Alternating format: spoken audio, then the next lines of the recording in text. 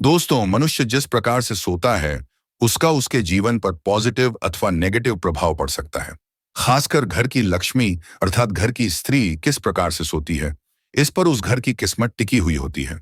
स्त्री के गलत तरीके से सोने से घर में दरिद्रता आती है, क्लेश होता है। लेकिन अगर स्त्री उत्तम प्रकार से सोती, अपना सिर सही दिशा में रखकर सोती है, तो निश्चित ही उस घर में मां लक्ष्मी प्रसन्न होकर प्रवेश करती है।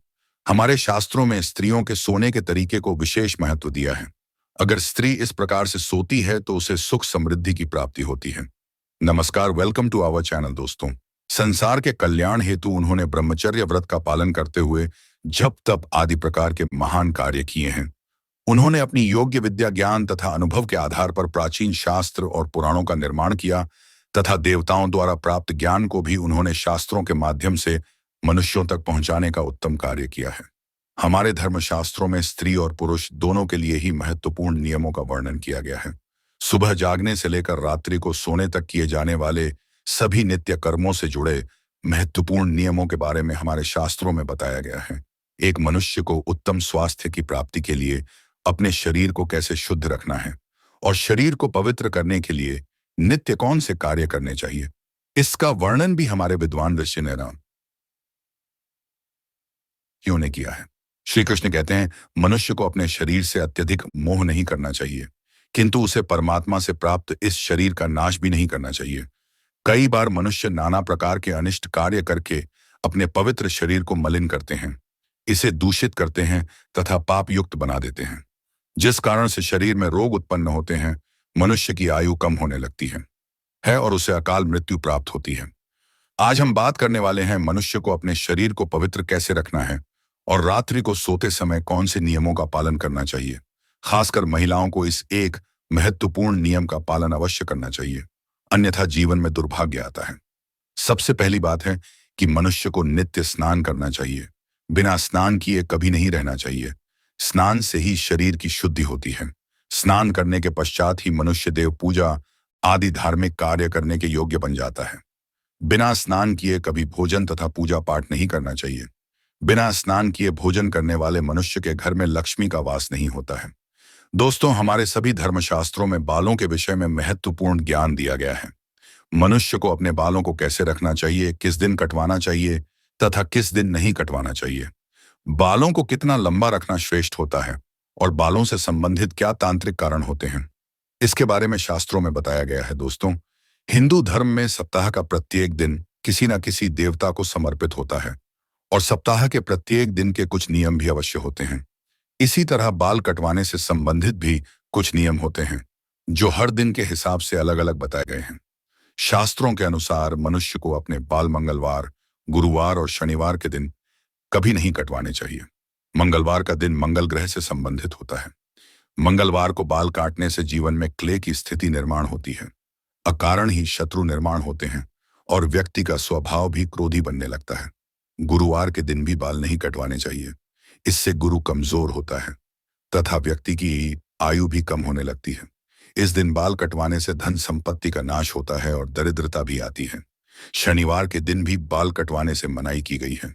शनिवार का दिन शनि ग्रह से संबंधित है। इस दिन बाल कटवाने से अशुभ घटनाएं घटने लगती हैं। इसीलिए शास्त्रों में मंगलवार, गुरुवार और शनिवार के दिन बाल ना कटवाने की सलाह दी गई है। लेकिन बुधवार, शुक्रवार और रविवार का दिन बाल कटवाने के लिए शुभ माना गया है। इसमें से शुक्रवार का दिन ही बाल कटवाने के लिए सबसे अधिक शुभ माना जाता है। इस दिन बाल कटवाने से जीवन में सुख शांति आती है और धन संपत्ति में वृद्धि होती है।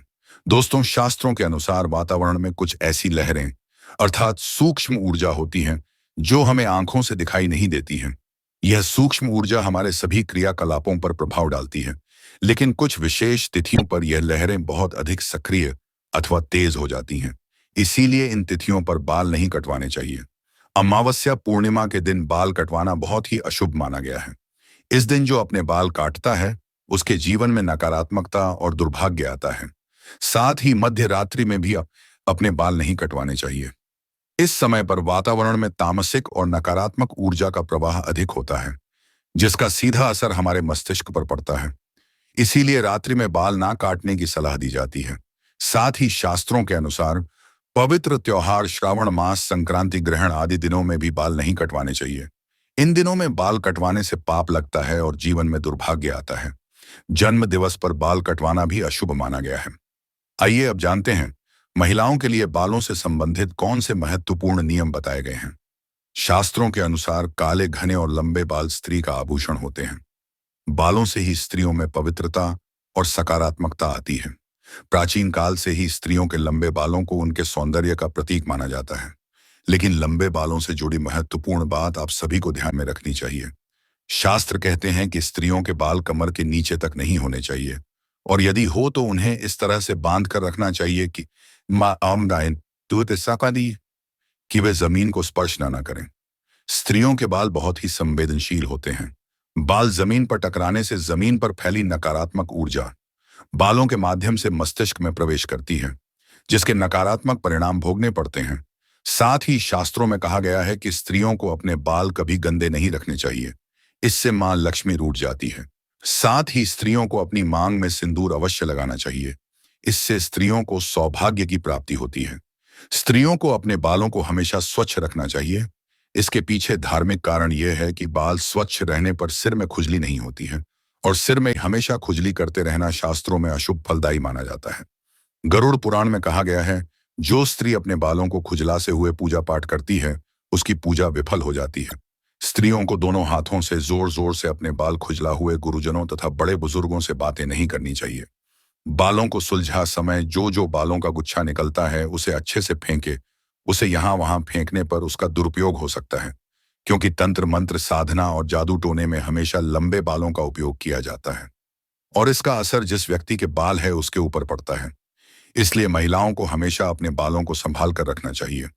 शास्त्रों के अनुसार मासिक धर्म के 3 दिनों तक स्त्रियों को अपने बाल नहीं धोने चाहिए, साथ ही अपने बाल भी नहीं कटवाने चाहिए। वैज्ञानिक दृष्टिकोण से देखा जाए तो मासिक धर्म के समय हमारा शरीर बहुत कमजोर होता है, और इस समय कोई भी ऐसा काम नहीं करना चाहिए जिसमें अधिक ऊर्जा की आवश्यकता होती है। कभी भी सूर्यास्त के बाद या सूर्यास्त के समय बाल नहीं धोने चाहिए।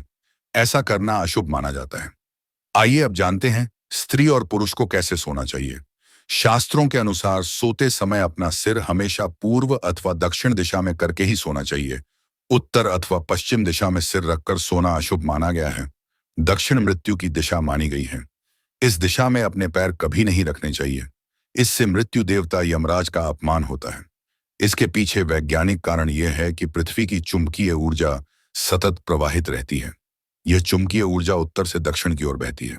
इसीलिए अगर आप उत्तर में पैर करके सोएंगे तो यह ऊर्जा पैरों से होकर मस्तिष्क तक जाती है, जिससे रक्त का प्रवाह ठीक से होता है। साथ ही शास्त्रों में कहा गया है कि उत्तर की ओर सिर करके सोने वाले व्यक्ति के पास धन कभी नहीं आता है, उसका संपूर्ण परिश्रम व्यर्थ हो जाता है। लेकिन दक्षिण की ओर सिर करके सोने से धन संपत्ति में वृद्धि होती है। स्त्रियों को रात को सोते समय अपने बाल खुले नहीं रखने चाहिए। बालों को हमेशा ही बांधकर सोना चाहिए। बाल बांधकर सोने से ऊर्जा का संतुलन बना रहता है।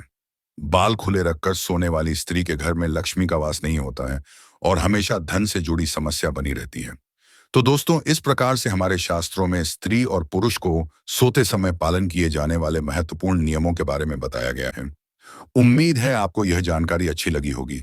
वीडियो को लाइक जरूर करें और कमेंट में जय श्री कृष्ण तथा जय मां लक्ष्मी जरूर लिखें। साथ ही चैनल को सब्सक्राइब करना ना भूलें। आप सभी का धन्यवाद।